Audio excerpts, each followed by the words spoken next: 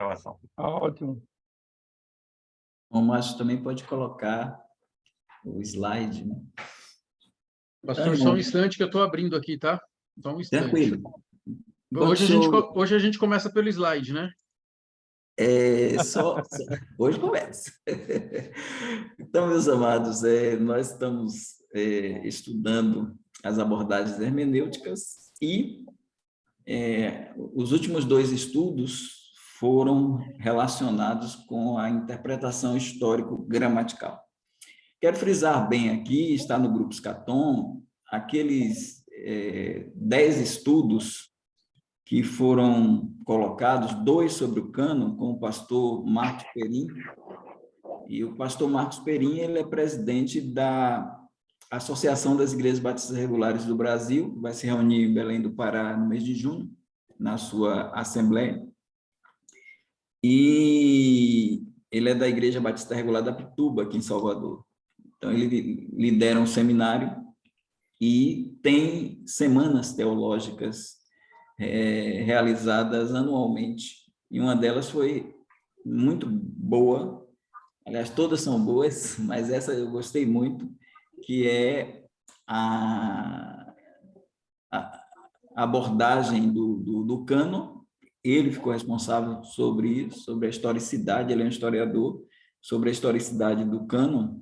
E o pastor Carlos Alberto Bezerra trabalhou com um método que eu aconselho os irmãos darem uma olhadinha, o método histórico crítico de hermenêutica, que não consta no nosso livro e não está nessas abordagens. Temos 6, mas não entrou o método histórico crítico, que é o método dos liberais. E ele lançou um livro que foi a dissertação de mestrado dele, esse aqui, Decepcionados com a Bíblia. E posso confiar no Novo Testamento? E aí esse trabalho dele, do pastor Carlos Alberto, é um professor lá do Seminário Batista Regular do Cariri, uma pessoa muito amiga e também muito estudioso na Palavra de Deus, e o trabalho dele girou em torno do método histórico crítico, mais uma crítica em especial a esse cidadão aqui, o Bart Ehrman, que é um indivíduo hoje agnóstico.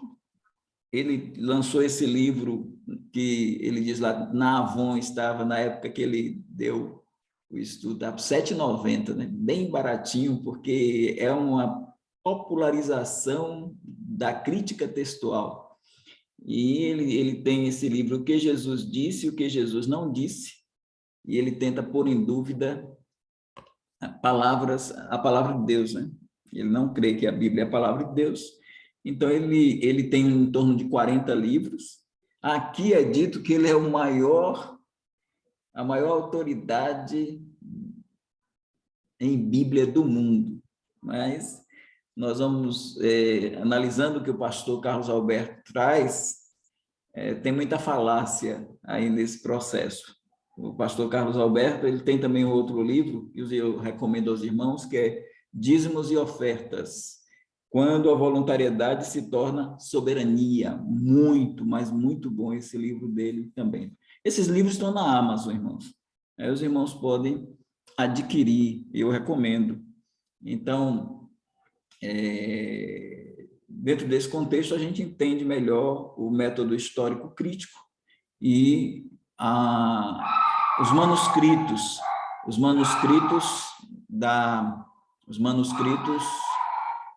que, para Bart Ehrman, foram corrompidos. E aí tem a questão da oralidade, da transmissão oral. Então, os irmãos vão ser muito beneficiados se puderem assistir em torno de 45 minutos, 50 minutos. São 10 vídeos, 8 estudos do pastor Carlos e 2 estudos sobre o cânon do pastor Marcos Perim. Alguns irmãos no Scaton já viram esse trabalho. Mas, Márcio, vamos colocar lá no nosso método de abordagem de hoje, que é o AISP, o ASP, né? É a aplicação da inspiração sensus plenior. Então, é a quarta abordagem. Então, nós já vimos aí as 3 abordagens anteriores e o que nós estamos trabalhando aqui com os irmãos, até chegarmos no capítulo 3, que já entra um pouco mais na questão do reino de Deus, nos dispensacionalismos. Então, antes de chegar lá, nós já trabalhamos as relações de continuidade e descontinuidade no capítulo 1, e agora as abordagens hermenêuticas. Temos 6, essa é a quarta. Lembrando que nós estamos trabalhando com significado ou sentido do texto, lá o texto original, a profecia dada no Antigo Testamento, e uma hermenêutica intrabíblica, quando você tem os apóstolos ou os escritores não apóstolos, mas que escreveram o Novo Testamento. Temos 4 que não foram apóstolos, 4 que foram apóstolos, e nós não sabemos quem escreveu a carta aos Hebreus, mas estamos analisando essa hermenêutica intrabíblica, ou entre, dentro do Testamento, né? Ou seja, os autores do Novo Testamento interpretando o Antigo Testamento.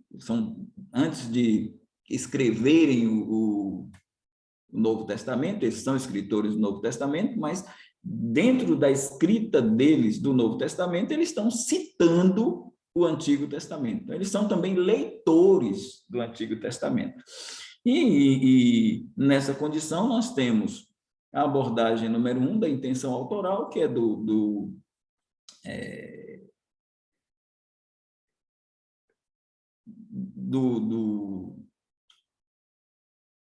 dessa turma, os 2 escritores, né? Os dois autores, o Walter Kaiser, e junto com me passou aqui a mente, né? Mas o Walter Kaiser, ele trabalha dizendo que a intenção autoral, ela é o escritor do Antigo Testamento, ele tinha o sentido do texto e ele conhecia também as implicações do texto. Então, ele conhecia o que nós podemos chamar de subsignificado, podemos chamar de referentes, podemos chamar de implicações. Então, ele conhecia a implicação dele no montar o texto, a profecia, ou Deus deu para ele faz a profecia, mas ele tem um conhecimento do sentido do texto original e também ele tem um conhecimento da significância mais direta do texto, né? Aquela que ele conhece, e as implicações que são, por exemplo, do domínio do autor divino, e que Deus não revelou determinado significado. Mas para o Walter Kaiser, e o sentido e as implicações todas, tanto o autor humano da Bíblia quanto o autor divino tinham conhecimento. Depois vem a abordagem idealista ou canônica, que é dos reformados, que diz que o sentido do texto está lá na frente, está com o autor do Novo Testamento. É como se o sentido fosse desempacotado lá na frente. O autor do Antigo Testamento, ele não tem o conhecimento do sentido do texto no campo mais profundo. Então, ele pode conhecer alguma coisa, mas o campo profundo, quem tem esse conhecimento do sentido do texto é o autor do Novo Testamento. E a terceira abordagem é a abordagem rabínica, a abordagem dos judeus, que trabalha com a questão vamos dizer assim, isto é aquilo, aquilo é isto. Então, a abordagem chamada Midrash, que é uma concatenação de textos para dar uma definição lá na frente, e o Pesher, que é a interpretação vinda da comunidade Qurã, que os rolos do Mar Morto, em 1947, os arqueólogos descobriram essa comunidade e eles eram lá contemporâneos do Senhor Jesus Cristo, são essênios, provavelmente, e eles trabalham com o mestre de justiça, né? O Ras, que é o mistério, e a interpretação, que viria por um mestre de justiça que estaria trazendo a interpretação à tona. E eles dizem que Jesus usou e os apóstolos usaram essas interpretações rabínicas. E agora chegamos na abordagem sensus plenior, ela é defendida por John Walton, Robert Thomas e eruditos católicos. Qual é a proposição deles? Um novo sentido às profecias do Antigo Testamento, que autores do Novo Testamento acrescentam, é válido, pois eles são inspirados. Então, a ideia tem um sentido original, mas tem um sentido lá na frente, um sentido no Novo Testamento, e que o autor do Novo Testamento ele tem autoridade suficiente para dar um novo sentido à profecia, porque ele é inspirado. Então, se ele é inspirado por Deus, ele não precisa ficar preso ao sentido do Antigo Testamento. Ele pode chegar aqui no Novo Testamento e apresentar um sentido completo. Daí a palavra sensus plenior, que é uma expressão latina em duas palavras, é o sentido pleno, é o sentido completo. Então, é um método católico, porque foi desenvolvido pelos eruditos católicos, que há um perigo, porque eles dizem que não é somente, por exemplo, a interpretação histórico-gramatical é aceita. Para nós, por exemplo, nós que a Bíblia já está pronta, então para nós do lado de cá, a gente não tem inspiração, a gente tem iluminação, então a gente pode usar o método histórico-gramatical. Mas os apóstolos, os escritores do Novo Testamento, eles não precisam desse recurso, porque eles têm a inspiração. Então, eles têm o sentido mais completo do texto. E eles não precisariam, por exemplo, fazer uma leitura do Antigo Testamento literal, natural do texto, porque eles têm a autoridade de chegar lá e dizer, olha, nós podemos dar um novo sentido a esse texto sem dever nada a ninguém, é um sentido mais subjetivo, é uma hermenêutica que pode não ser histórico-gramatical. Não dizer que os apóstolos, eles podem, porque eles têm autoridade por serem inspirados, mas isso não fica só aí. Daí a questão de ser uma interpretação que a Igreja Católica abraçou, porque os concílios poderão também dar uma interpretação mais completa.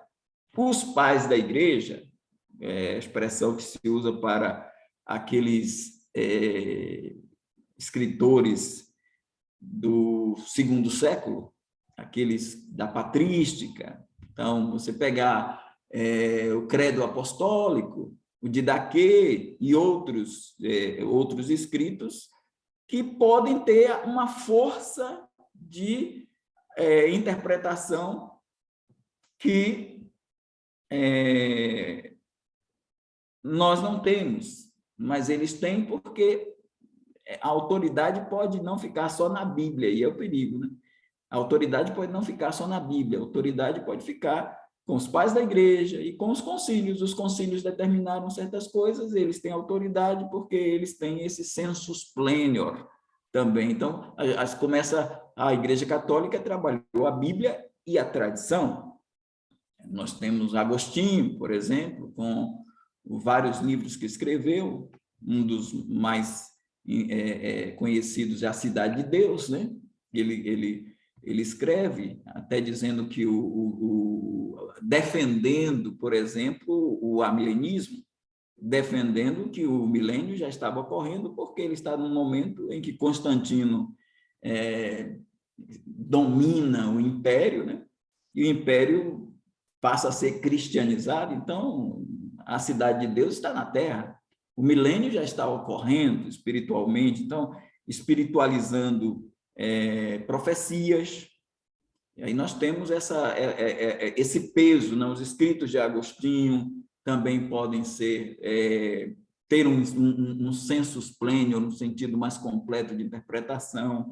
A Suma Teológica, por exemplo, do Tomás de Aquino, que são chamados doutores angélicos da igreja, Agostinho, Aquino. Então, os pais da igreja, os concílios, a tradição pode ter esse valor, essa equivalência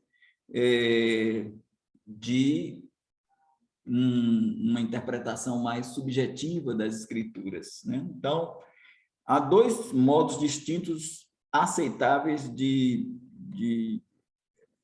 nesse caso aí, né?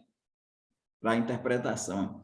É a interpretação histórico-gramatical, cujas regras são objetivas e fixas da lei, da leitura bíblica. Então, essa visão que nós trabalhamos nos nos estudos anteriores, a visão do método histórico-gramatical. A gente foi ali trabalhando os textos, analisando o cânone e tudo mais. Então, essa interpretação eles aceitam, mas também a interpretação subjetiva feita pelos autores do Novo Testamento, e não fica só nos autores do Novo Testamento, ficam em concílios, ficam nos pais da igreja, né? Então, essa visão, ela é perigosa, ela é perigosa do sensus plenior, porque você vai trazer novos sentidos ao texto, seja pelos apóstolos, escritores inspirados, seja por concílios, seja por pais da igreja, novos sentidos ao texto. Então, aceita-se a interpretação histórico-gramatical, mas traz essa ideia. Quando nós vemos que o sentido do texto veterotestamentário é um só. Agora, os subsignificados, ou seja, o significado é um só, mas os subsignificados, os referentes podem ser variados, podem ser até múltiplos, como nós temos batido nessa tecla. Nessa interpretação, não. Nessa interpretação, há a possibilidade de os apóstolos terem dado novos sentidos ao texto. Pode passar, Márcio.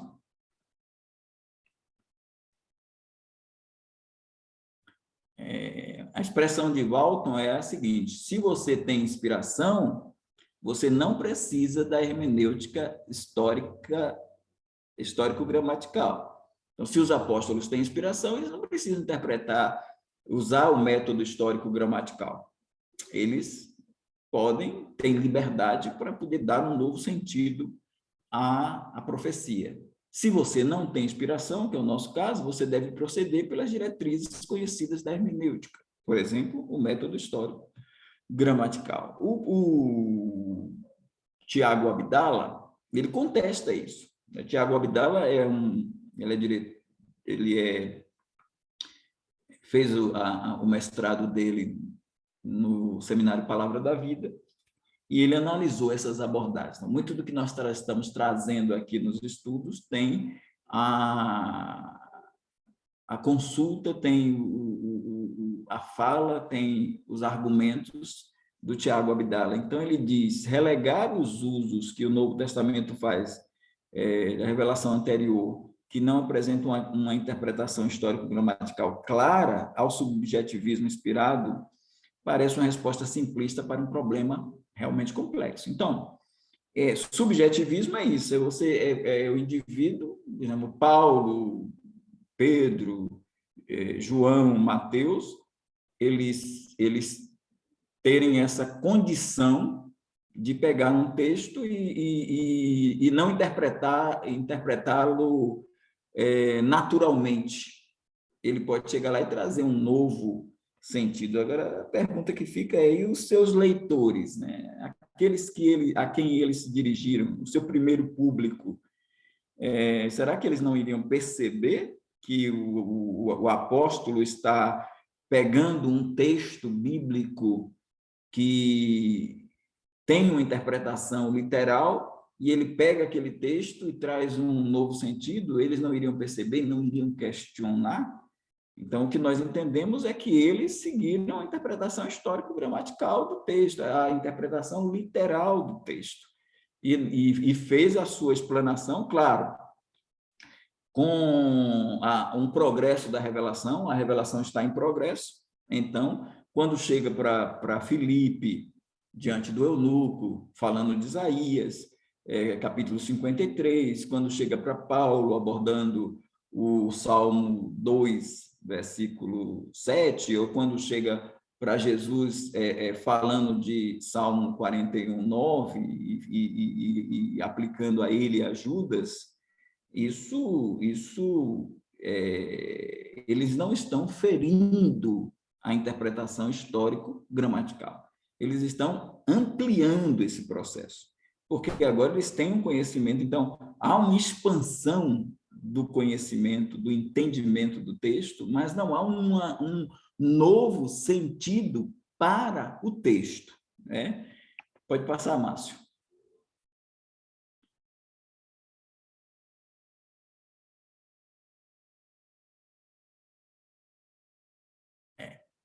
É fato de que o dispensacionalismo progressivo, aí nós já entramos no dispensacionalismo progressivo, mas o dispensacionalismo progressivo ele está mais na interpretação da hermenêutica complementar e a próxima. Mas alguns críticos do dispensacionalismo progressivo já põem esse dado, porque, de certa forma, vocês vão ver, o dispensacionalismo progressivo pega um pouco do sensus plenior. Então, é fato que o dispensacionalismo progressivo, com sua hermenêutica complementar, acaba por reiterar o sensus, ou rejeitar, aí surge uma palavra, uma expressão interessante também, porque existe o sensus uno, quer dizer, o único sentido, e existe o sensus plenior, um sentido mais completo. Então, o dispensacionalismo progressivo, com sua hermenêutica complementar, acaba por rejeitar o sensus uno, ou sentido único, e por optar pelo sensus plenior. Claro que eles vão dizer que não, que eles aceitam a interpretação lá do sensus do original, mas o que nós estamos dizendo aqui é que, se você opta pelo sensus plenior, você rejeita o sensus uno, porque o sensus unus é o sentido único, e o sensus plenior é um sentido mais completo. Então, é como se você não fica só com um significado, e você traz mais um significado. Esse é o problema, porque nós entendemos, existe só um significado, e há sub-significados. Mas quando você bota o sensus plenior, você traz um novo significado. Daí precisarmos compreender bem que os mentores do DP defendem com um tipo de hermenêutica que sustenta também essa ideia do sensus plenior, né? Em outras palavras, em relação à fórmula tradicional, eles rejeitam que existe uma única interpretação daquele significado original, sensus uno, única interpretação do significado original. E muitas aplicações, importâncias, são úteis, mais simplistas. Então, essa fala, tem o PD aí, é o dispensacionalismo progressivo do Craig Blaze e do Darrell Bock. Então, há, de certa forma, uma rejeição do sensus unus aí nessa fala do Darrell Bock, né? Então, existem, então, muitos significados em um texto. É o que eles dizem, né? Que existe, então, muitos significados em um texto e não apenas um. E nós devemos procurar um entendimento mais profundo, que seria o sensus plenior. Isso é o que eles dizem, que há muitos significados. A gente não aceita isso. A gente aceita que há um só significado, o sensus uno, e várias implicações, vários referentes, e não um sensus plenior, né, que vai trazer nesse caso do DP, ele traz mais, ainda vai além de um significado completo. Ele traz mais significados, são vários significados, né? São muitos significados. Então, procurar entendimento mais profundo do sensus pleno, além do significado expresso pelo autor, que permanece uma unidade de autoria nas escrituras que transcende os autores humanos, né? A gente sabe que Deus, ele conhece conhece o significado e conhece todas as implicações. O autor humano conhece o significado, mas lá no Antigo Testamento é possível que ele não conheça as implicações todas, mas Deus conhece tudo. Então, entretanto, dizer que nós temos vários sentidos para um texto, acho temeroso. Entendemos que há um sentido para o texto, mas vários referentes para ele. Pode colocar, Márcio? Eu não sei se... Pronto. Aí a abordagem hermenêutica complementar, a gente passa para o irmão Almir, e se não tiver muitas perguntas, a gente já pode até começar a abordagem hermenêutica complementar. Mas só sairemos como a gente combina, né, Márcio? A gente só sai daqui se tiver o entendimento de todos aí. E as perguntas podem gerar muitas coisas boas aí para a gente. Tá certo, então. Eu vi que o irmão Klaus, ele estava primeiro do que eu, e depois abaixou. Irmão, confirma, abaixou? Não tem pergunta, irmão Klaus? Ok. Bom, então, é assim, eu quero tocar no aspecto da inspiração, né? Nós aprendemos no seminário que os autores, né, tudo aquilo que eles escreveram, foram ditados por Deus, né? Então, como nós podemos entender de que, conforme esse método, né, do sensus plenior, essa referência que eles fazem de que realmente os autores, eles têm, né, algo mais, que no caso é a inspiração, e eles não poderiam realmente escrever, né, aquilo que, a interpretação que eles fizeram mediante a inspiração de Deus, se de fato o que eles escreveram foi ditado por Deus. Então, essa é uma das perguntas que eu gostaria de fazer. Eu queria, irmão Almir, fazer uma colocação aí nessa posição dada do ditado. Existe uma teoria do ditado, só que nós não concordamos com a teoria do ditado. Ou seja, nós não concordamos que os autores, tanto do Antigo quanto do Novo Testamento, receberam de Deus algo ditado para que Deus... Soprado, né? O senhor fechou aí, tá sem som. Ah, tá certo. Eu disse, o que a gente aprende no seminário, pelo menos o que eu aprendi, né, na época, né, é que as palavras foram sopradas, né, foram ditas por Deus. É isso que aprendemos. O que temos de ditado na Bíblia é o Decálogo, os 10 mandamentos, foram ditados, foi Deus que falou a Moisés, e ele... Então, a única vez que nós temos Deus ditando e Moisés escrevendo, depois ele teve que escrever, ele mesmo teve que ir lá e escrever, mas ali sim, nos 10 mandamentos, temos o ditado, e as cartas às 7 igrejas, Jesus ditou e João escreveu. Só isso. Agora, a inspiração é Deus preservando o conhecimento do indivíduo, o seu contexto.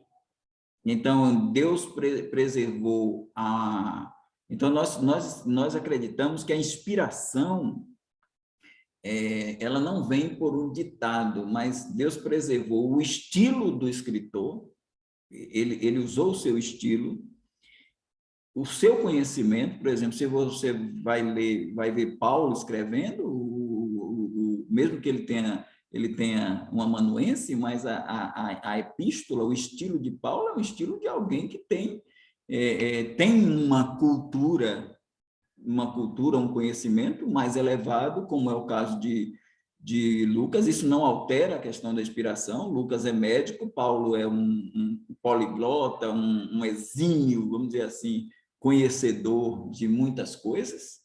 E a gente tem pescadores, a gente tem Pedro, a gente tem João, eles são homens indoutos, são homens sem letras. O grego de Apocalipse, por exemplo, é o grego mais fraco do Novo Testamento, mas isso não... Temos boiadeiros escrevendo, como o caso de Amós, nós temos reis, nós temos sábios, como Salomão, que entendia de tudo, nós temos o Mateus, que é coletor de impostos. Assim, Deus vai utilizar essas pessoas. Então, o soprado aí não é no sentido de ditado, o soprado ali é movidos, né?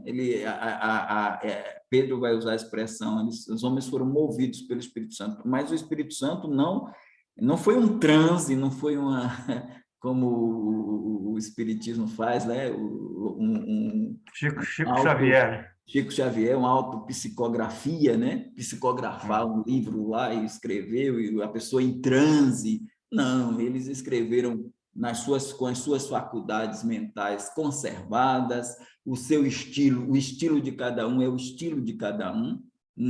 Deus preservou o estilo, preservou a cultura, preservou o ambiente. Então, em todo o processo de inspiração, eles não receberam algo ditado ao autor Espírito Santo, ao autor humano, e o autor Espírito Santo ele não invade esse processo, essa questão mental do escritor. Ele vai lá escrever, e a gente crê na inspiração assim, Deus conservando todas as faculdades mentais desses escritores. Agora, quando a gente diz que ele não tinha condições de subjetivamente trazer um sentido diferente do sentido original, como se fosse um sentido pleno, a gente não consegue ver, irmão, isso nos versículos nos textos bíblicos em que o escritor está interpretando uma profecia do Antigo Testamento. A gente não vê ele pegar e trazer um novo sentido para um sensus plenior, para esse sensus uno. Ele conserva o significado, o sensus uno, mas ele traz, claro, ele traz mais entendimento com o que ele vai trazer, com o novo referente que ele põe, com a nova aplicação, com um novo referente. Então, esse novo referente, esse novo subsignificado. A gente está tendo esse cuidado de dizer significado, subsignificado, abaixo do significado, um referente, uma aplicação que é dada, mas não um novo sentido, um sentido mais completo, como quem diz. Não, esse autor, o apóstolo Paulo, agora ele pega aquele texto do Novo Testamento e dá um sentido pleno, um sentido mais completo, e é um sentido mais completo. A gente prefere dizer que é um subsignificado, um referente, uma aplicação diferenciada que ele dá. E não porque ele é inspirado, vai pegar um texto que é inspirado também, porque ele vai produzir um texto inspirado. Ele está lendo o texto, mas a leitura dele não é lectocêntrica, não é centrada nele, mas é centrada no texto. É centrada no texto e não centrada nele. Se for centrada em Paulo, em Pedro, em João, é lectocêntrica. Então, o que vale ali é esse leitor. A importância está no leitor, né? Sitz in leben, né? Essa questão vivencial do assento, né? Da situação de vida, a situação do texto, o lugar do texto. O lugar do texto está aqui, e ele está interpretando esse texto. Se ele vai trazer uma nova implicação, joia. Se ele vai trazer um novo referente, joia. Se ele vai trazer um subsignificado, joia. Mas o significado único está aqui. Agora, quando eu pego esse significado único, desprezo e tragam um significado pleno, e a gente entende que há problemas nisso aí. Sim, também concordo. Agora, pastor, no caso, os autores, eles não foram protegidos, vamos dizer assim, pelo Espírito Santo para essa interpretação, que não é o nosso caso, né? Como mesmo foi colocado por esse método, porque nós temos que entender que houve uma proteção do Espírito Santo, já que ele estava interpretando, né, textos do Antigo Testamento como inspiração, né? Como não é o nosso caso quando analisamos aqui, estamos sujeitos a cometer erros de interpretação. Então, Aí há sim, uma diferença aí vital, né, sim. crucial nesse sentido. É por isso que a gente está dizendo, hein? Hermenêutica intrabíblica. Não é uma hermenêutica extra-bíblica. A sua hermenêutica, a minha hermenêutica é extra-bíblica. Sim, A sim, deles é intrabíblica. Então, há essa proteção? Há. Quando ele traz o novo, por exemplo, quando Jesus fala de Judas sendo o que comia do prato, e ele sendo a pessoa a ser traída, ele está trazendo uma hermenêutica intra. É uma hermenêutica que ele está fazendo que eu não conseguiria fazer, nem o senhor. sim, Foi o caso lá de Pedro, por exemplo, Pedro pegar o texto lá de Salmos, 2 Salmos, e ele dizer que aquele texto ali, tome outro seu bispado, tome outro seu bispado. sim. Esse tome outro seu bispado, eu não ia ter essa capacidade, nem nenhum de nós, de dizer, isso aqui está fazendo referência a Judas. Mas o Pedro, antes do capítulo 2 de Atos, para escolher Matias, ele vai lá e diz que esse texto quer dizer Judas está com cargo vacante e tome outro o seu bispado. Então, ele aplicou a Judas. Ele tinha essa proteção na interpretação para poder fazer isso, mas ele não está dando um novo sentido do texto lá. Ele está trazendo um novo referente, uma significância para o texto. Como Jesus traz uma significância, aí vai lá o Asaf e diz, abrirei os meus lábios em parábolas, e Jesus vai usar o texto lá em 13 de Mateus para dizer que isso tem a ver com ele. Essas parábolas aí, elas têm a ver com ele. Então, mas tinha a ver também com o Asaf.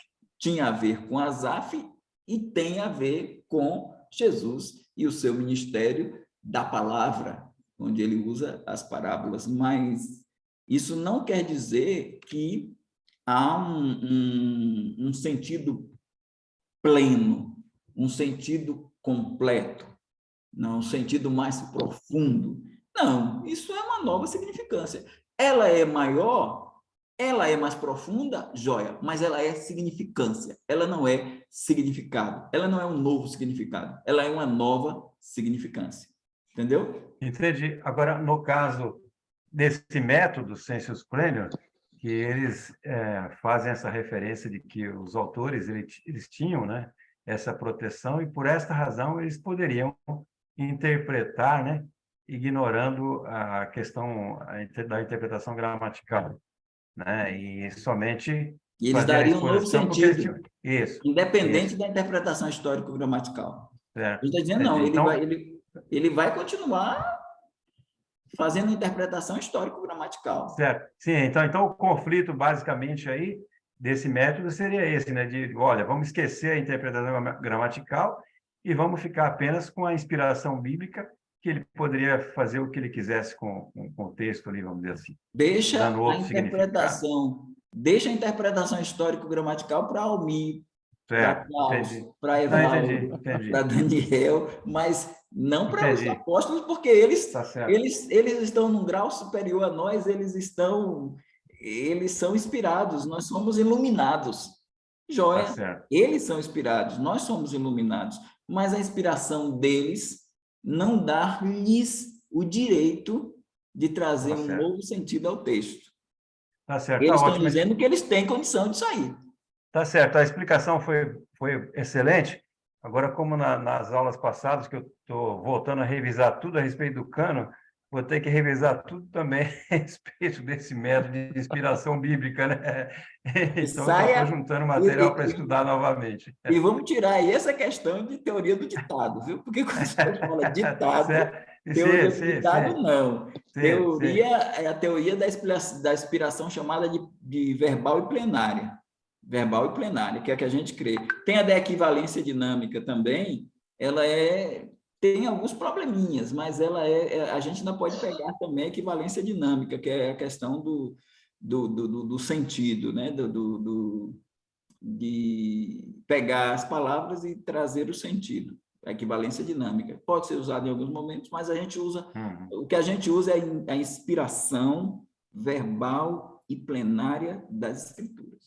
Por isso a gente crê que ela é infalível e inerrante. Ela é infalível e ela é inerrante. Nos seus manuscritos originais. Nos seus manuscritos originais, ela é infalível e ela é inerrante, né? Perfeitamente. Bom, na sequência, então, temos o pastor Lorival com a mão levantada, e depois tinha a Cristina, ela baixou. Então, pastor Lorival, depois o irmão Daniel. A irmã Cristina e o irmão Klaus, por favor, levante a mão de novo, viu? Irmão, Tá? o Cláudio Levanta. Pela levantou. ordem, então, pastor Lorival, depois o irmão Daniel e depois o Klaus. Na ordem. Ok. Primeiramente, quero dizer boa noite, que eu não falei ainda. Boa Saúdo a todos noite. os irmãos aí com a graça e a paz do Senhor Jesus. Amém. O pastor demorou um pouquinho para usar a palavra significância hoje, eu notei isso. Eu entendi no final que foi porque talvez significância explica aquele subsignificado, né? Ou aquele outro sentido do significado, ou a referência, ou a aplicação. Bom, foi mais ou menos o que eu entendi. Mas o que eu queria colocar é a questão seguinte, da interpretação dos apóstolos, quando eles estavam escrevendo e eles estavam explicando, dando sentido às coisas que estavam acontecendo com eles naquele momento, até que ponto eles estavam cientes da sua inspiração, assim, até que ponto eles estavam cientes de que o que eles estavam escrevendo para as igrejas era algo inspirado por Deus, assim como nós cremos hoje, né? Não que eles duvidassem disso ou que eles pensassem nisso, mas eu até acho que eles não pensavam muito nesse sentido. E porque simplesmente estava acontecendo com eles não tinham essa neura que nós temos hoje de tentar explicar a inspiração ou coisa assim, né? Então, simplesmente estava acontecendo e eles estavam vivendo aquele momento ah, de uma forma maravilhosa, né? Então, eu só queria saber, porque eu tenho esse texto aqui de segunda de Pedro, né? Que nós usamos para inspiração. Opa, peraí que está acabando aqui minha... Ai, ai. Acabando a bateria do meu celular. Só um pouquinho que eu vou mudar.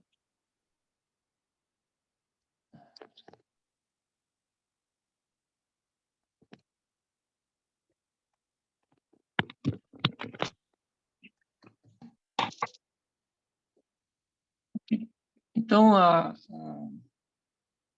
minha pergunta para o pastor, lógico, nós temos esses textos aqui de segunda de Pedro, que ele fala, né, que capítulo 1, né, verso 19, diz: "E temos muito firme a palavra dos profetas, a qual bem fazeis em estar atentos, como uma luz que ilumina em lugar escuro, até que o dia amanheça e a estrela da alva apareça em vossos corações. Sabendo primeiramente isto, e nenhuma profecia da Escritura é de particular interpretação.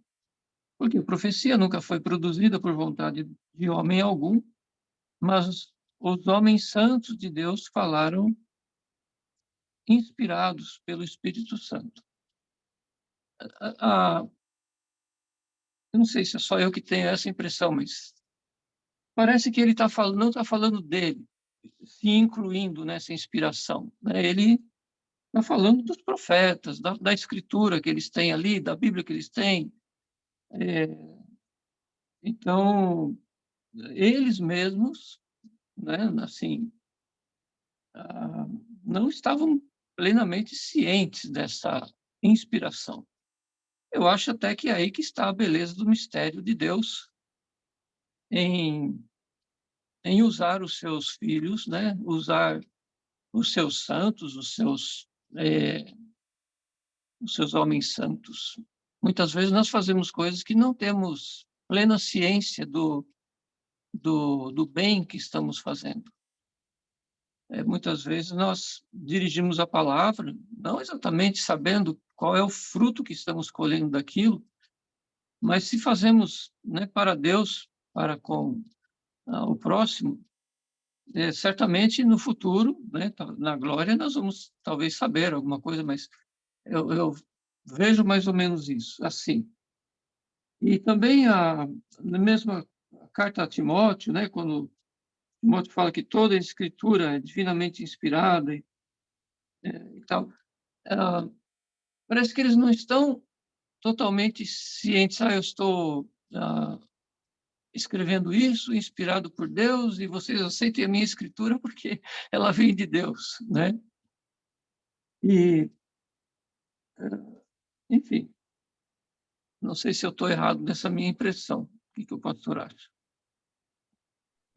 Só lembrando aí, né, eu falei, deu um branco assim que eu estou dizendo aos irmãos, né, falei no estudo passado que ainda estou me recuperando da intubação e daquele processo todo.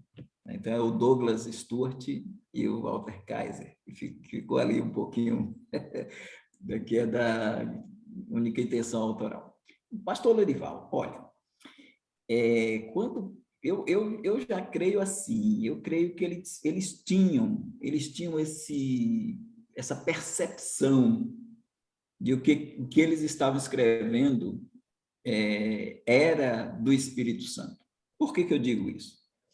É claro que eu entendi o que o senhor colocou, quando Pedro falou que nenhuma profecia de particular interpretação, claro, está tranquilo, e depois ele fala dos homens inspirados ou movidos pelo Espírito Santo.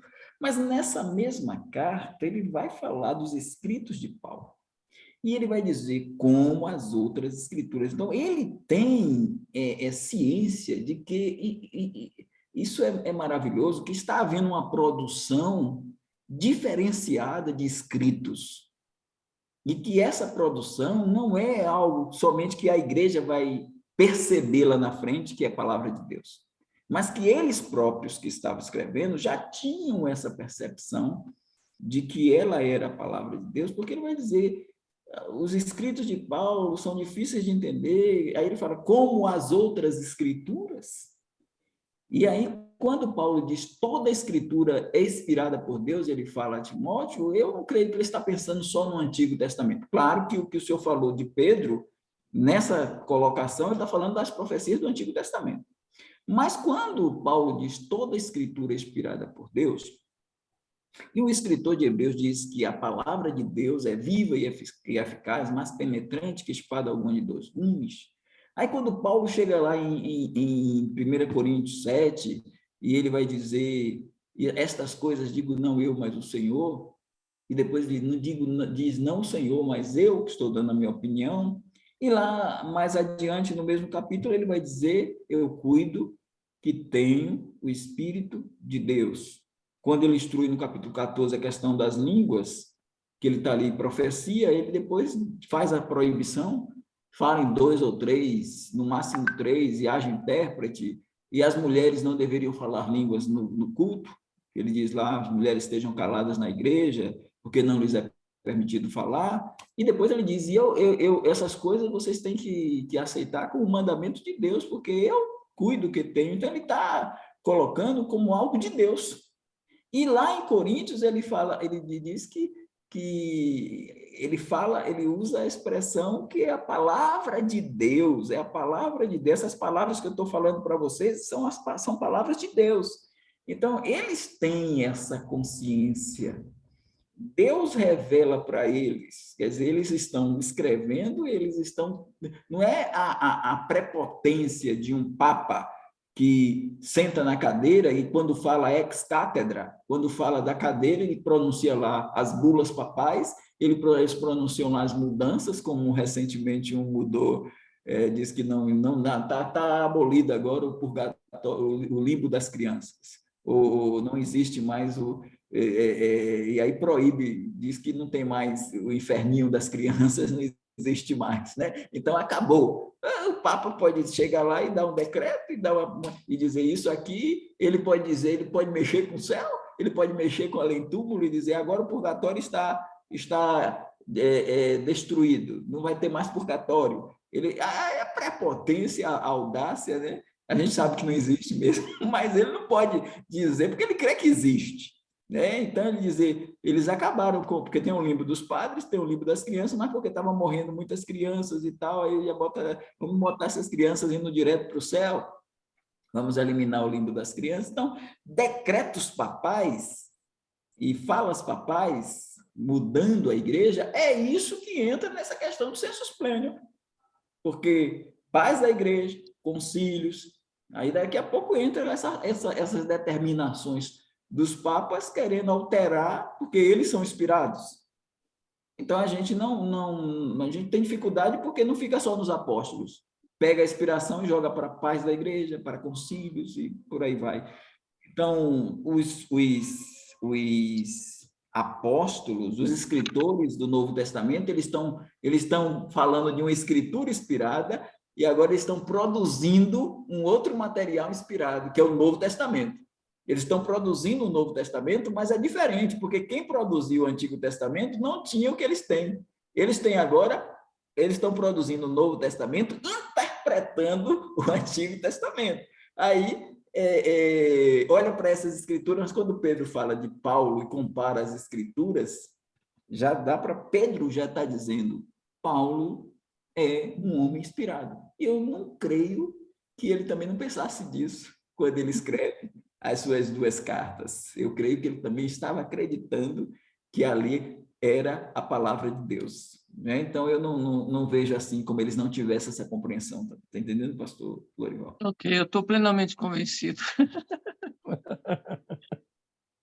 Só mais uma coisinha. Eu gosto muito da ilustração da inspiração que diz assim, que mostra, faz uma figura, né? Como se fosse um barco à vela. O escritor inspirado e o Espírito Santo assoprando naquela vela, enchendo ela e movendo aquele barco naquela direção, sem tirar a essência do escritor, né? do escritor, sem mudar a configuração, nada ali, só guiando, dirigindo. Então, e eu creio que é daí que surgiram as palavras mais rebuscadas ou mais assim mais difíceis para eles próprios, né? Porque eu creio que a comunhão com Deus para pescadores, para homens rústicos, assim, ajudou que eles elevassem também um pouco ao nível da conversa, da explicação, sabedoria para aquilo que, né, Paulo fala de inteligência espiritual, né? Para poder explanar o que ele está recebendo de Deus, o que ele está realmente imaginando de Deus, porque sempre é difícil para o homem explicar Deus, né? Então, só com a ajuda do Espírito Santo é que nós podemos fazer isso. E ele diz assim, nós não somos como muitos falsificadores da palavra de Deus. Então, ele já falava como detentores da palavra e não falsificadores da palavra. É isso. Tá certo, irmão pastor? Tá certo. Ok, então, irmão Daniel, na sequência.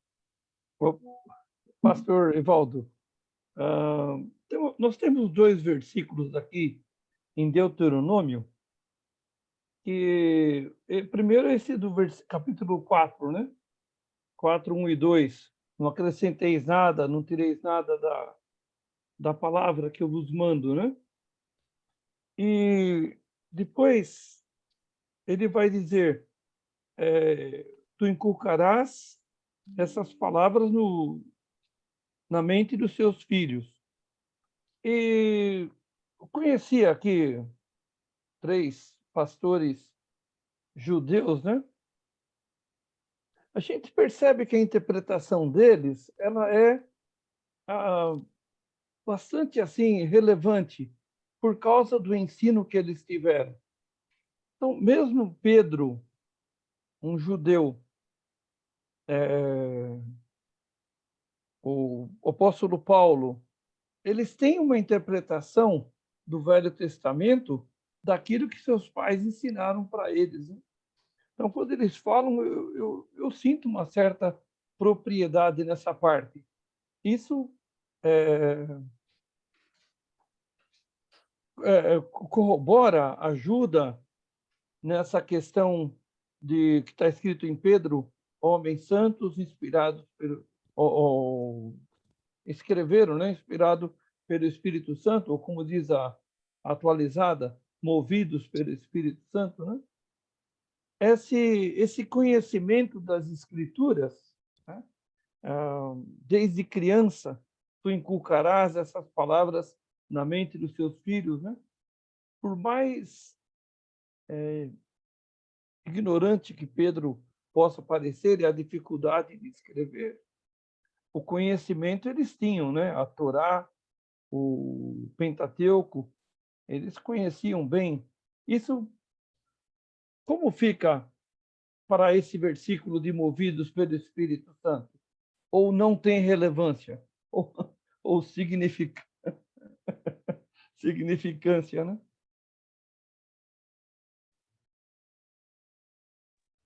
O senhor está correto aí, a questão, eles tinham esse conhecimento, eles inculcavam em seus filhos, inculcavam em seus...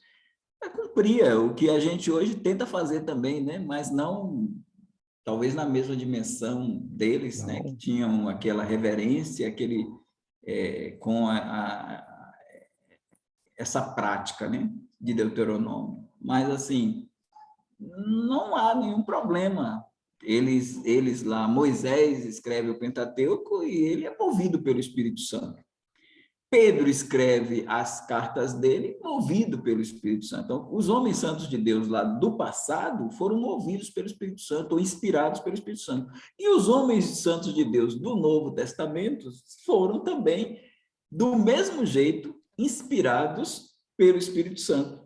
Só que tem essa questão, porque além deles trazerem a palavra de Deus, saída da boca deles ou da pena deles, eles vão também interpretar a palavra de Deus que já existe, que são os 24 ou 22 livros do Antigo Testamento, né? Falo na Bíblia hebraica, né? Porque quando vamos para a Septuaginta, já temos os 39, né? Mas eles são 24, muitos usam mais 22 por causa das letras do alfabeto hebraico, são todas consoantes, são 22 letras do alfabeto hebraico. Isso tem um valor muito grande, até quando você pega os acrósticos lá de Lamentações, os acrósticos lá em Abacuque e o acróstico lá no Salmo 119, que tem 176 versículos, 8 versículos para cada acróstico com a letra hebraica, né? O valor que se dá isso aí a língua é coisa estupenda. Então, claro que quando você vai para a arrumação grega, você tem Primeira Crônica, Segunda Crônica formando um livro só, Primeiro Reis, Segundo Reis formando um livro só, os 12 profetas menores formando um livro só, aí vai dar na Bíblia hebraica que tem menos livros no sentido dessa arrumação, mas são os mesmos livros, né? Os mesmos 39 lá. Então, eles do Antigo Testamento eram inspirados. O do Novo Testamento, mesma inspiração, do mesmo jeito. Não tem ditado nem lá nem cá. O único ditado que houve, é o que eu disse, foi do Decálogo e de Jesus para João nas cartas às igrejas. Mas o que nós temos é eles preservando o sentido único, o sensus unum, sem trazer um sensus plenior, mas interpretando o Antigo Testamento com novas referências, novas significâncias, novos subsignificados, e por aí vai. Então, obrigado, pastor. Ok, então agora o irmão Klaus, depois a Cristina e o Márcio, na sequência. Obrigado aí, pessoal, pela oportunidade. Pastor, o senhor colocou que o texto que nós temos, o texto, vamos dizer, o texto inerrante e perfeito seriam os originais, certo? Mas eu quero entender o seguinte, uma versão grega, tá? No Novo Testamento, é uma versão do texto masorético. O quanto eu posso entender que aquele texto é inspirado e é inerrante? Eu até entendo que, quando a gente traduz do grego para o português, até por conta da quantidade enorme de versões que a gente tem, uma diz amor, outra diz caridade, uma diz do jeito, outra, uma diz que é precioso, diz que é um pesar, né? A vida dos filhos de Deus e tal. Então, assim, eu até entendo que, quando a gente traduz para outros idiomas mais modernos, a chance do tradutor colocar ali, vamos dizer, uma palavra que não expresse corretamente o original em grego ou em hebraico, isso aí realmente traz uma certa imprecisão ao texto. Mas o texto grego do Novo Testamento e o texto hebraico do Antigo Testamento, como é que eu vou descobrir o que é, de fato, inerrante e inspirado nesses dois textos? Ou se eu não considerar ele totalmente inspirado e inerrante? Compreendeu a pergunta? Assim, quando nós falamos nos manuscritos originais, nós temos um texto que é inerrante, infalível, porque nas versões, a gente tem as variantes, né? A gente tem as variantes dos textos. Essas variantes, você tem o pastor Carlos Alberto trabalha bem isso, quando os irmãos forem dar uma olhada, né? E aí nós temos mais de 5.000, acho que 5.800, a questão das cópias, né, dos manuscritos do Novo Testamento. O texto maçorético é o texto lá dos originais, o texto receptus, o texto crítico, né? Você tem os textos aí, depois você vem com as versões. Assim, o que nós podemos dizer é que a Bíblia, a palavra de Deus, ela é inerrante, ela é infalível como um todo. Agora, nós temos a condição de verificar que podemos encontrar erros nas traduções. É por isso que a gente diz que nos originais é inerrante e é infalível, porque a gente não tem mais... Nós temos cópias das cópias, mas você não tem, em momento algum, até nesses mais de 5.000 manuscritos, você não tem erros que a porcentagem é muito pequena de erro, que não afeta a doutrina, as doutrinas da palavra de Deus, o ensino soteriológico da salvação, da redenção, e nada disso. Há comprometimentos. Você pode ter uma versão que não tem, por exemplo, no Pai Nosso, aquela parte final, porque teu é o reino, a glória para sempre, amém. Você vai procurar aí, se você tiver aí algumas versões da Bíblia aí na sua mão, você vai ver, por exemplo, que tem texto que não tem. Tem texto que tem. Romanos 8:1. Agora nenhuma condenação há para os que estão em Cristo Jesus. Que não. Ponto. Atualizada. Agora nenhuma condenação há para os que estão em Cristo Jesus. Aí você vai para a corrigida. Agora nenhuma condenação há para os que estão em Cristo Jesus, que não andam segundo a carne, mas segundo o Espírito.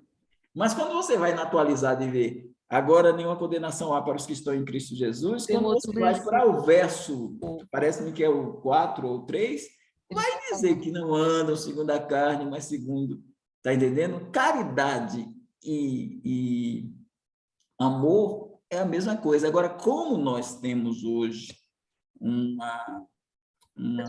nosso contexto hoje, a palavra caridade passou a ser dar esmolas, então fica muito melhor a gente ter, ao invés de caridade, mas que vem de caritas, que vem lá da ideia da graça do amor. Mas quando a gente tem amor para nós, essa diferenciação entre amor e caridade não é que há um erro, mas há uma compreensão melhor quando você lê amor em relação à caridade, para não ficar bitolado somente à ação solidária de dar esmola a alguém. Então, ainda que você tenha baleia lá, numa versão de Almeida, para o peixe que Jonas ficou lá dentro, e alguém vai dizer, aí a Bíblia está errada, porque baleia é um mamífero, e peixe não é mamífero, e a garganta da baleia é curtinha, não dá para um homem e tal. Essas questões todas, elas estão... A gente pode resolver trabalhando essas questões das variantes. E pensar que como disse Márcio aí, trouxe o Paulo Teixeira, e é interessante, é que essa questão não é fácil você poder fazer, verter do grego, do aramaico, do hebraico, para a língua portuguesa, por exemplo. Como eu traduzi um texto da língua portuguesa para a língua inglesa ou para a língua francesa, eu vou ter dificuldades, porque se eu botar o interlinear lá, tudo lá, a palavra embaixo, a palavra grega embaixo, a palavra embaixo. Aí, quando você lê no interlinear, tem momentos que você vai ter dificuldade de entender, porque está lá, ó, arrumadinho, mas é bom, eu gosto. Márcio colocou o Antigo Testamento, eu não tenho, eu vou comprar. Eu joguei o Novo. E Márcio pensou até que eu estava jogando a mesma imagem, mas não era a mesma imagem, não. Eu joguei o Novo Testamento, interlinear. E aí, joia, eu tenho um trilingue, eu tenho vários novos testamentos em grego, mas o interlinear para mim é bom, porque eu olho a palavra grega e olho embaixo. Mas quando eu vou olhar, eu vou dizer, essa tradução, se eu fosse, como professor de português, fazer a tradução, eu não ia fazer daquele jeito. E aí, o que é que faz? Atualizada vai fazer modificações, mas essas modificações sem alterar o sentido do texto, que isso é importante, sem alterar o sentido. Aí, quando você pega uma Bíblia viva, é bom, eu tenho. Ter a Bíblia viva em casa é bom, mas a palavra Bíblia viva não é a palavra de Deus, é uma paráfrase da palavra de Deus. A Bíblia na linguagem de hoje, o Novo Testamento na linguagem de hoje, as primeiras lançadas não foram boas. Aí eles tiveram, porque eles botaram lá, por exemplo, que João não bebia cerveja. Botou lá, João não bebia. A cerveja foi descoberta pelos alemães cedo. Tinha cerveja lá, João não bebia cerveja. É porque eu quero compreender o texto fazendo anacronismos, então eu não posso botar cerveja. Eu vou ter que botar vinho lá, como tal, bebida forte, tudo bem, mas botar cerveja não dá. Então, tem que ter cuidado com essas coisas aí, para a gente não alterar o sentido do texto e também não querer contextualizar, ferindo a diacronia. Então, a gente tem que trabalhar o diacronismo e não por isso é questão histórica, né? Histórica, gramatical da interpretação. É isso, meu irmão Klaus. Pastor, obrigado, mas deixa eu só fazer alguns adendos aí. Já encontraram seres humanos dentro da barriga de cachalotes, pastor. A cachalote, ela tem garganta para passar humano, certo? Então, assim, mesmo que o texto original lá trouxesse a palavra baleia, era possível Jonas ter ficado no ventre de uma baleia. Embora o texto original não traz baleia. Aí, traz peixe grande, né? Peixe grande. Mas tudo bem, o Almeida pensou, né? Ele conhece o quê? O peixe grande é baleia. Ele botou lá a baleia, mas não fere nada, não. Sim. Mas então, só para concluir, então, olha só. Se eu, vamos dizer, reservar esses pedaços de texto que não estão, vamos dizer, em todos os manuscritos, vamos dizer, se eu considerar apenas o texto grego, que é comum a todos os manuscritos,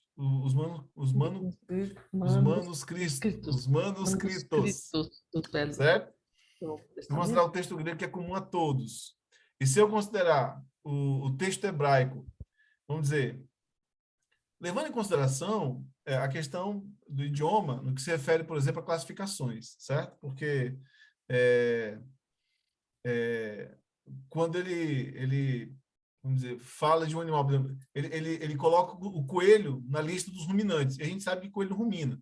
Mas é provável, ali eu suspeito que o termo que foi traduzido como ruminar no nosso idioma, naquela época se referia a ficar mastigando a comida, assim, ou mexendo a boca, o coelho fica mexendo a boca. Então, assim, tirando essas questões vamos dizer, de acronia literária, vamos dizer assim, certo? O texto hebraico e o texto grego que eu tenho hoje, vamos dizer, onde não há dúvida em termos de estar presente em certos manuscritos e não estar presente em outros. Esses textos eu posso considerar inerrantes e inspirados?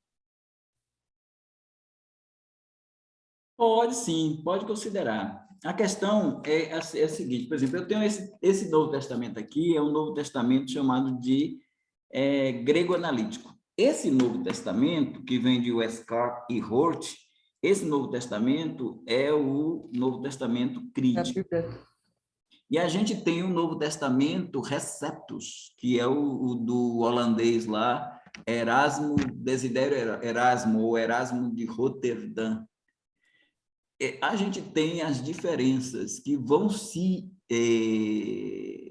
aparecer, por exemplo, no texto, falando do Novo Testamento, viu? Estou falando do Novo Testamento, vai aparecer no texto da atualizada e no texto da corrigida. O texto da corrigida segue Erasmus, que é a versão, o manuscrito. O manuscrito lá de Erasmo é o manuscrito corrigida fiel, que chama corrigida fiel. E aí já houve brigas com isso, né? Entre alguns achavam que não, a atualizada não é a palavra de Deus, a palavra de Deus é corrigida. Não, a palavra de Deus são as duas. Agora a gente tem essas diferenças aí entre os dois. Eu mesmo prefiro a corrigida, eu gosto da corrigida. E eu vejo a corrigida como mais fiel ao texto, né? Mas a gente tem muita coisa boa aqui que a gente pode pegar e aí você vai ter atualizada, fora as outras que têm aparecido, né? Então, de acordo com os textos. Mas, assim, quando a gente diz no total, inerrante, infalível, aí tal, que não tem erro nenhum, a gente está falando dos manuscritos originais.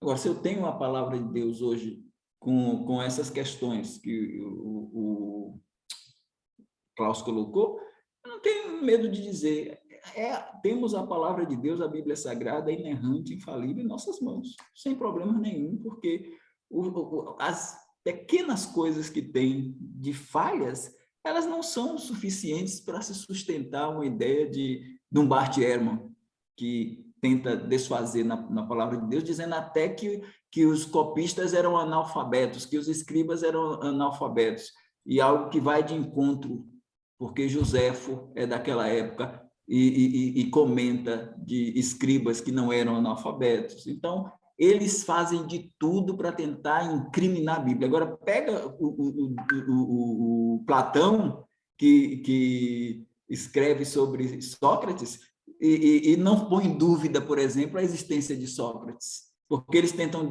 separar o Jesus histórico do Cristo. Diz que o Cristo da fé foi inventado pelos apóstolos. E aí vem, por exemplo, Rei Maurus com uma nova vida de Jesus Cristo, vem o Renan, eu até tenho aqui esse livro aqui, que é Vida de Jesus, pura aberração, apresentar um Jesus meramente humano. Então, assim, por quê? Porque eles não querem aceitar Mateus, Marcos, Lucas e João como evangelistas que escreveram sobre Jesus Cristo, e porque nós temos um Jesus que faz milagres, nós temos um Jesus que ressuscitou, nós temos Jesus que deu vida aos mortos, que deu audição aos surdos, deu visão aos cegos. Então, eles começam a criar coisas para tentar macular a inspiração, a inerrância, a inspiração verbal e plenária da palavra de Deus. Mas a gente sabe que isso aí não nos abala porque nós somos crentes. Um Bart Ehrman não é crente, nunca foi, né? E aí vai. Obrigado, pastor. Nada. Ok, então, irmã Cristina, depois irmão Márcio. Boa noite. Então, Boa pastor noite. Evaldo, tudo que eu ia perguntar, o Almir perguntou, o pastor Lorival perguntou, o Klaus perguntou, o irmão respondeu. Realmente, eu fico assim, quando eu às vezes estou comentando algum texto com alguém que conhece um pouco, eu falo, não, mas esse texto não quer dizer isso. Não, mas está escrito aqui, olha, não, mas essa palavra aqui não é isso, é outra coisa. Eu falo, mas como é que eu vou saber que é outra coisa se eu não sei o grego ou hebraico? E é difícil para a gente. E às vezes, como volto naquele caso, preciosa é a vista do Senhor, a morte dos seus santos. Jamais eu ia pensar que aquilo era uma coisa pesarosa, que é coisa custosa a Deus, é um santo dele ter que passar pela corrupção da morte. Então fica muito. Eu sei que não vai fazer alteração nenhuma na questão de salvação, na questão doutrinária, mas influencia sim, porque a gente fica meio perdido. Mas, poxa, mas quer dizer, não é quer dizer uma coisa parecida, quer dizer outra coisa. É um texto simples, mas eu entendo o que o Klaus quis dizer ali. Como que eu vou saber que é? Por exemplo, tem horas que eu falo, mas escuta, mas isso aqui está escrito assim. Não, mas não é isso aí. Vai lá no original, vai lá no... Ah, mas como é que eu vou... Eu não sei isso. Então vai estudar. Falei, poxa, mas é difícil, né? Então eu me coloco como o Klaus falou ali. E também, eu escutei 3 áudios daqueles que foram mandados, eu gostei muito da formação do cânon bíblico, né? E tudo. É muito interessante, porque a igreja a católica, no caso, ela diz, a igreja deu a Bíblia. Por isso que ela pode mudar, porque é dela, ela que deu a Bíblia para o povo. Meu Deus do céu, então aí você fica ouvindo um ser humano, né, que é o pai dos pais ali, e dita normas, e depois ele desdita, ou vale 100 anos, depois não vale mais. Meu Deus do céu, é muita arrogância realmente, eu acho, né? É tremendo. A gente fica perdido de ver o ser humano achando que ele tem o papel e a caneta para escrever o que ele quiser sobre o Deus Altíssimo, o Todo-Poderoso. Não há temor do homem, não há temor de Deus. E a gente fica pensando que é falta de temor de Deus. E o justo vive pela fé. É uma coisa tão fácil, né, de falar. Mas a gente tem que ter uma fé inabalável, que ele veio ao mundo, nasceu como ele disse que nasceu, de uma virgem, concebido pelo Espírito Santo, viveu sem pecado, morreu, ressuscitou ao 3º dia e vai voltar, porque ele é o Rei dos Reis e o Senhor dos Senhores. Precisa de fé. Hoje eu estava lendo um devocional do Spurgeon e ele estava falando da fé, a galeria da fé. Ele falou, você pode ler tudo lá, está escrito uma porção de coisa. Só uma coisa você precisa guardar no seu coração. Todos eles guardaram a fé. Então, nós precisamos guardar a fé na palavra de Deus, inerrante e eficaz. Apesar de a gente ter essas coisas boas da gente ficar pensando que é difícil mesmo, né? Traduzir deve ser muito difícil achar palavras que casem, que dê sentido. É uma coisa, mas é Deus. Até hoje ele preservou e vai continuar preservando. Eu queria agradecer a oportunidade. Amém. Pronto. Então, a senhora finalizou bem, preservou. A preservação houve e o importante nisso tudo não é a palavra. Assim, os pastores estudam grego, estudam hebraico, né? Estudam aramaico, estudam as línguas para poder tentar dar o que ele pode dar de melhor nas pregações, nas mensagens. Agora, um texto como esse, até a palavra preciosa, ela não foge ao pesar, porque ela está dentro de um contexto de cara para Deus, né? Então, a ideia de cara, ela se aproxima da ideia de pesar. Mas, assim, essas questões, irmãos, de alguma palavra aqui e ali, A senhora já trouxe tudo, porque a senhora deu o plano da redenção aí. Então, uma criança que lê a Bíblia, ela entende. Então, isso é que é importante. A palavra de Deus tem 66 livros e a gente lê. Pode ser que a gente não entenda questões geográficas, questões até históricas, em relação, por exemplo, de um rei para o outro, no período do reino dividido e tal. A gente pode ter algumas dificuldades em genealogias e outras coisas, mas o plano de Deus para a salvação, o retorno do Senhor Jesus Cristo, muitas e muitas e muitas e muitas e muitas coisas que a gente tem, não precisa ser... Por isso que o que a Igreja Católica tentou fazer na Idade Média foi uma aberração, porque ela tentou dizer que só os papas, os padres, só aqueles que têm, o leigo não consegue compreender e vai... Não consegue, sim. Dá para a gente entender a palavra de Deus sem precisar ir para o seminário, sem precisar ser pastor, sem precisar... Essas coisas a gente está aqui estudando. Claro que a gente não está aqui como na Idade Média dizia que alguns bispos ficavam gastando horas para saber quantos demônios cabiam na cabeça de um alfinete. A gente não tá para essa linha de ficar trabalhando com essas coisas supérfluas, né? Mas, assim, no seminário, é bom, a gente está aqui, ó, como o irmão Márcio orou, a gente está estudando para crescer, para aprender, mas não é para humilhar ninguém, não é para chegar na escola dominical e dizer, eu sei, você não sabe o que é que você está falando e tal. Não, mano. Rui Barbosa dizia, e o Rui Barbosa era uma sumidade, né? Rui Barbosa, até o cérebro dele foi estudado, o Águia de Aia, né?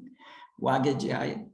E eu me lembrei aqui, irmão, diz que um ladrão de patos lá em Salvador, né? Tentou roubar os patos de Rui Barbosa. Aí o Rui Barbosa pegou no flagrante, né? E disse assim para ele, bucéfalo anacrono, não interpelo pelo valor intrínseco dos meus bípedes palmípedes, mas sim pelo teu ato vil e sorrateiro de profanares o recôndito de minha habitação, levando os meus ovíparos à sorrelfa e à socapa. Se fazes isto por necessidade, transijo, mas se é para zombares da minha elevada prosopopeia de cidadão digno e honrado, dar-te-ei com minha bengala fosfórica bem no alto da tua sinagoga, e eu farei com tal qual ímpeto que te reduzirei à 50ª potência que o vulgo denomina nada. Aí o ladrão, segurando os patos, disse, doutor, eu levo ou deixo os patos?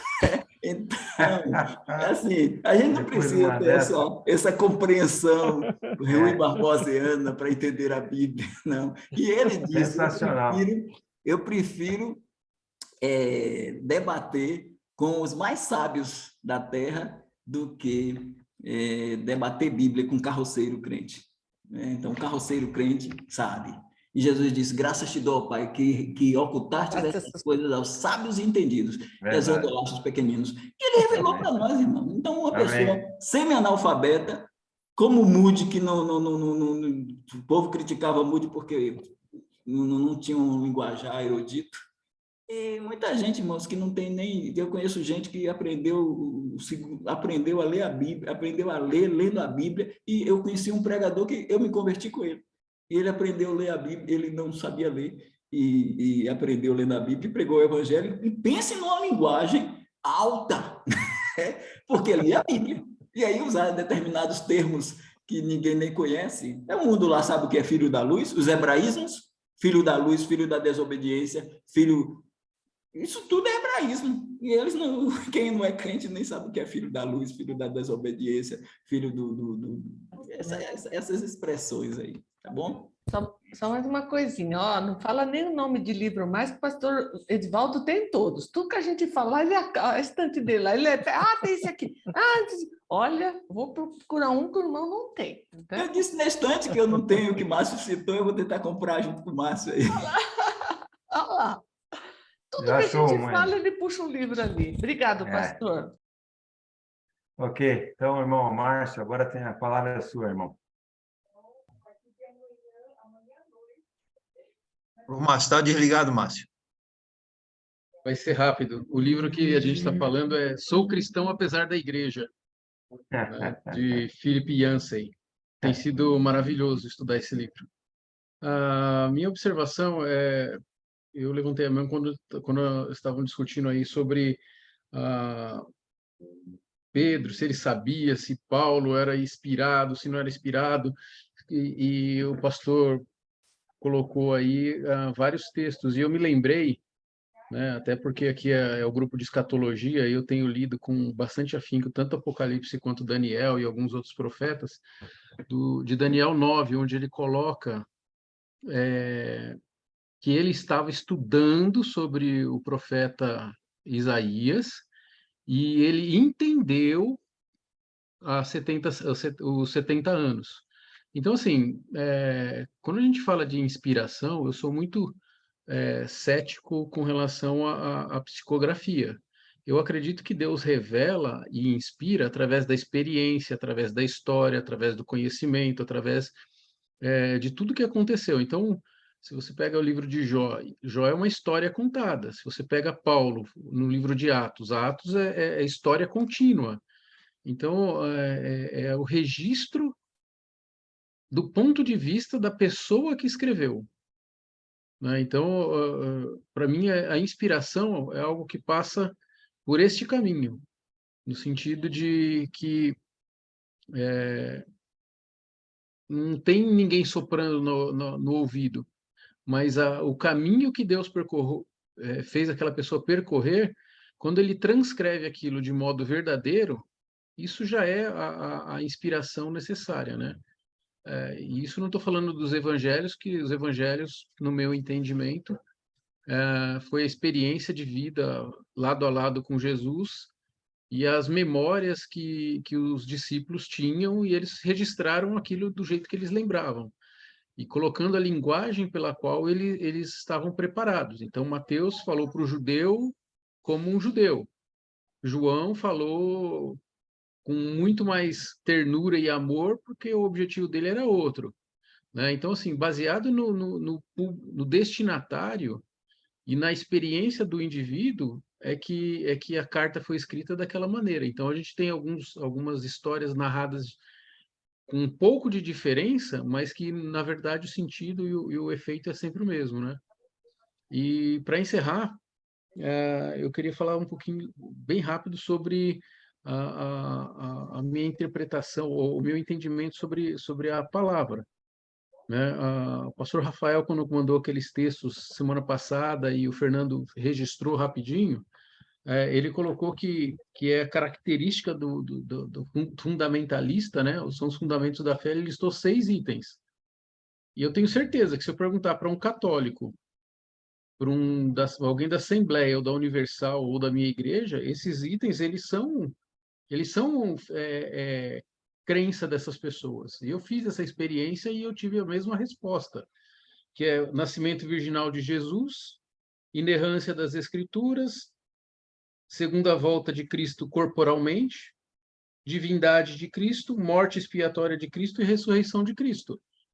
Então, eu acho muito estranho a gente ajustar para alguns meios essa crença de que quem está aqui é fundamentalista, quem não está, não é.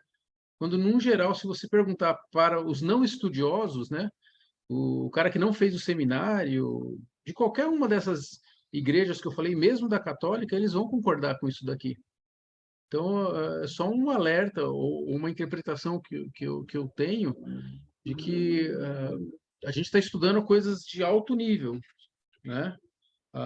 Metodologia, entendimento, mecânicas, para em algum momento a gente encaixar isso dentro do nosso estudo de escatologia e ter algumas linhas de fronteira para pautar o nosso conhecimento. Então, é só uma observação de coisas que eu fiquei refletindo essa semana, principalmente essa sobre os fundamentos da fé. Eu não achei ninguém das quais eu perguntei que se diz cristã, independente de qual igreja seja, independente, que não concordasse com qualquer uma desses itens. E a gente usa isso como limitador para ser fundamentalista, liberal ou alguma coisa assim. Eu não achei nenhuma diferença com ninguém, com as pessoas que eu perguntei. Só a questão, só para a gente, porque estamos aí, né? Esse trabalho vai se expandir por conta do canal, né? Aí só porque eu também tive os meus atos falhos, aí Márcio teve um aí, que não foi Isaías, foi Jeremias, foi Jeremias lá, mas tudo bem. Márcio, é questão contextual. Você fez essas perguntas para o agora, mas assim, aqueles fundamentos, eles estavam sendo minados pelo liberalismo teológico na década de 10. De 1910, aí o liberalismo estava dizendo que Jesus Cristo, o nascimento virginal de Cristo, não era verdadeiro. Então, Cristo não nasceu da virgem, de uma virgem, que Cristo não era Deus, que era a questão do Albert Schweitzer, por exemplo, né, do Cristo da fé, do Jesus histórico. Então, havia o liberalismo indo de encontro a todas essas crenças, que isso deveria ser o natural de um salvo, acreditar nessas coisas. Mas os seminários estavam divulgando, por exemplo, que Jesus não iria voltar, e não existiria essa questão da segunda vinda, que a Bíblia não era a palavra de Deus, que o nascimento virginal de Cristo não era verdadeiro, que Jesus não ressuscitou. Então, essas coisas todas, você está entendendo? Para aquele contexto, você tinha um fundamentalista crendo nisso. É claro que hoje, se dizer assim, hoje a gente pode acrescentar aqueles 6 pontos, 12, o dobro, porque teriam mais outras questões que viriam como um distintivo, né? Um distintivo de um determinado grupo. A gente aqui elencou, o irmão Almir citou esses distintivos aqui, que é o nosso, né, dos batistas regulares. Eu estava falando com ele, ele disse, os homens fizeram, estava falando com ele que eu também fiz, né? Eu fiz parte do grupo que montou esses distintivos. Então, aqui nós temos 22. Então, assim, com certeza, hoje, para quem leva a sério a palavra de Deus, isso aí acreditar que Jesus é Deus, acreditar que Jesus ressuscitou, são pontos que, para a nossa época, claro que hoje também a gente já tem problema, tem seminários aí que não... A gente tem esse homem aqui mesmo, né, que está popularizado, o Bart Ehrman. Então, temos essas diferenças aí, né? Mas no contexto lá de 10, isso era muito forte. Isso era muito forte, a descrença nesses valores, nesses fundamentos. Foi preciso fazer o livro Os Fundamentos para poder fazer frente a ele. Daí surgiu o fundamentalismo defendendo essa linha, mas hoje temos no meio liberal ainda essas crenças, no meio modernista também essas crenças, né? Aí. Mas, por isso são fundamentos. Obrigado, pastor.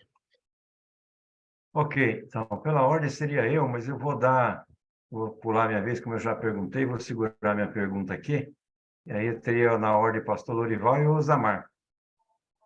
Nós já temos, lembrando Acho que é o faltam Osamar primeiro, porque o pastor Lorival já... Isso. já foi. Pastor Lorival, se permitir, eu vou pular para o irmão Osamar, que os minutos estão no final aqui, e se der tempo, o irmão faz a pergunta. Irmão Osamar, então. Na verdade, o meu não é nem pergunta, nem colocação. Eu pensei, como a irmã Cristina falou, que não tem como descobrir o significado das palavras e tal, em apresentar aqui, se for possível, aí pelo compartilhamento, um site que eu já tinha indicado aí no grupo, pelo WhatsApp, alguns meses atrás, que é muito bom e fácil de interagir. Eu acho que em 3 minutos eu mostraria. Se os irmãos concordarem, eu posso até deixar para o final. O nosso tempo hoje, irmão, já está só se ficar para a próxima aula, porque hoje já estamos 22h24, não vai dar tempo. Então, o irmão pode preparar isso para a semana que vem? Pode botar até no grupo, né, irmão? Isso. Isso, poderia botar no grupo, e se tiver algo para ser apresentado, aí o irmão faz na próxima semana, tudo bem? Pode ser, eu vou ver se eu faço um filmetezinho acessando e boto no gruro. Ele botou Isso, lá, tá o ótimo. Osamar botou aquelas 10 mensagens lá, e aí eu me lembrei, fui lá e vi botei uma por uma. Foi muito bom aquele trabalho que você mandou. Então tá ótimo, irmãos amados. Então, aí, se tiver algo a ser acrescentado depois do grupo, na próxima semana o irmão tem um tempinho para expor aí. O Filmate acho que é suficiente, é coisa simples. Tá ok. Então, rapidamente, pastor Lorival, né? A sua 22, 25, pastor Lorival, depois o irmão Alcindo, se der tempo. Temos 5 minutos, né? Ok, vou ver se eu André não faz vou ser mal. rápido. A questão das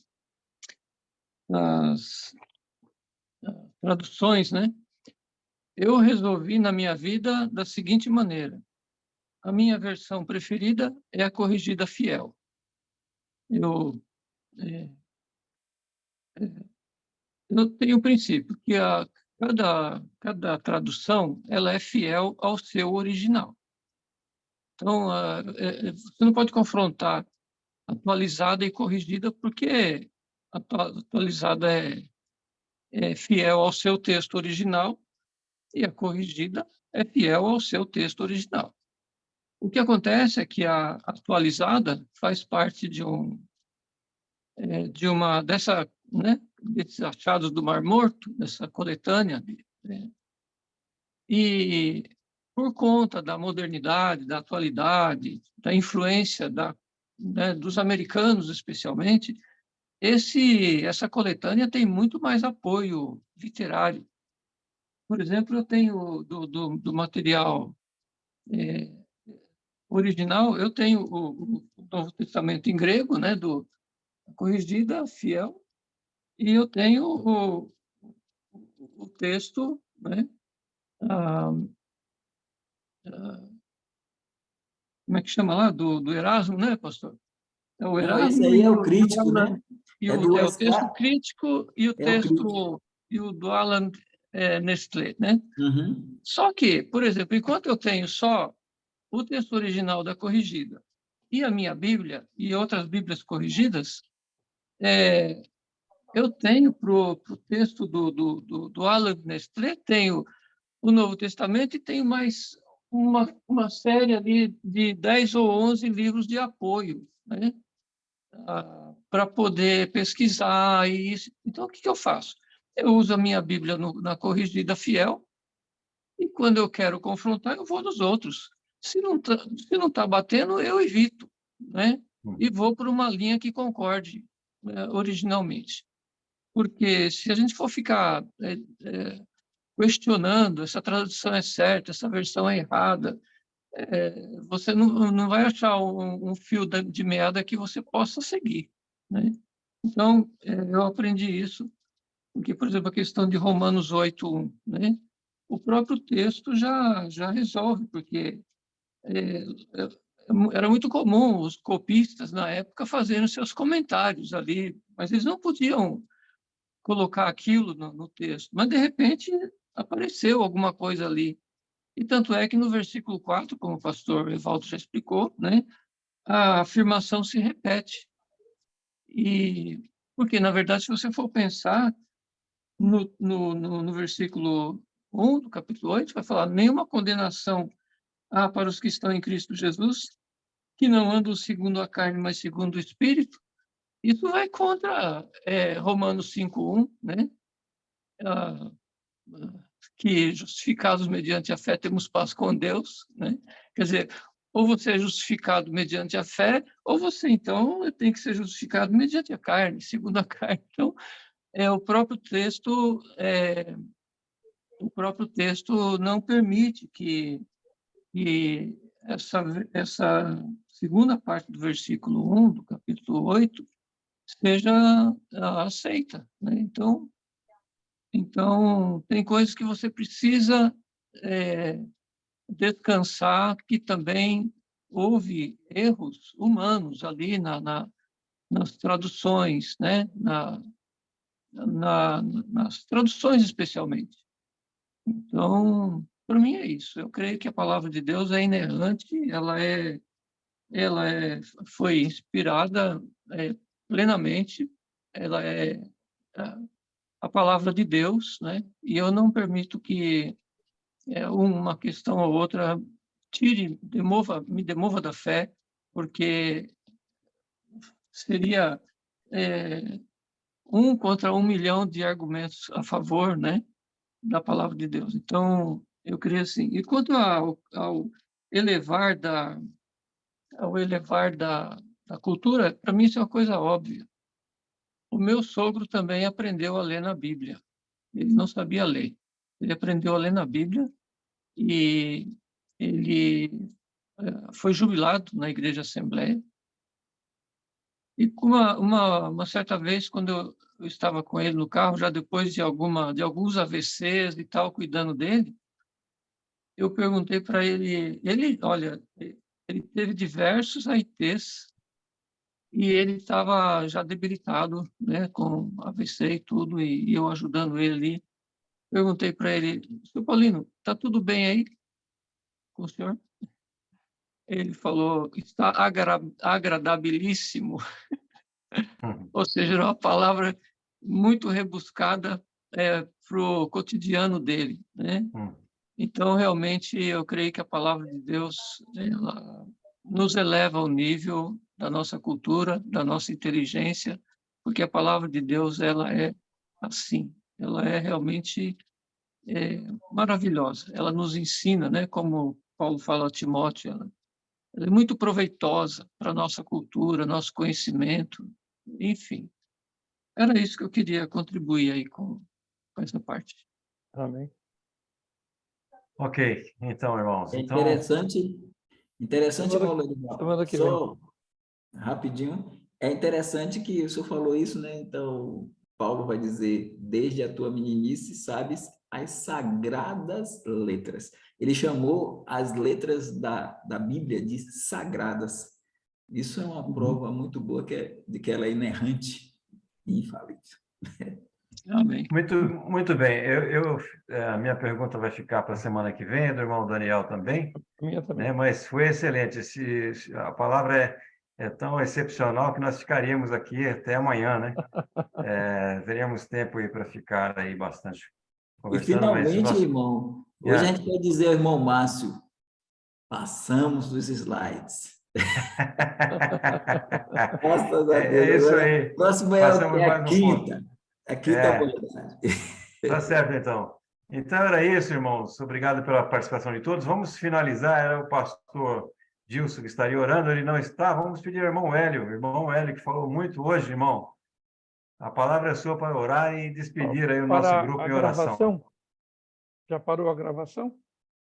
Isso, o irmão Márcio que Ah, está tá. aí com a... Stop the recording. Ok. Márcio, stop